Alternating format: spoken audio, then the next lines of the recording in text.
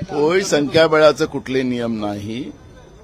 मी तुम्हाला सांगतो की महाराष्ट्राच्याच परंपरा मी देशातल्या नाही. जिथं 2 आमदार विरोधी पक्षाचे होते त्यालाही विरोधी पक्ष नेतापद काँग्रेसनी त्या काळात दिलेलं आहे. याचा रेकॉर्ड तपासा. यांना रेकॉर्ड तर विधिमंडळातलं काही लपलं जात नाही. त्यामुळे कुठलीही परंपरा नसतं. 2ला आम्ही देऊ शकलो, आता एवढी मोठी संख्या आमची, तर त्याला काय नाही द्यायचं.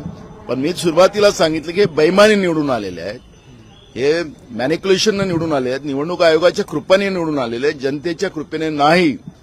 आणि हे माझ्यावर जेव्हा वारंवार सांगतात की 200 मतांनी निवडून आला, अरे दम असेल ना, महाराष्ट्रात सगळ्यात जास्त मतांनी निवडून दाखवतो, पण बॅलेटवर निवडणुका घ्या.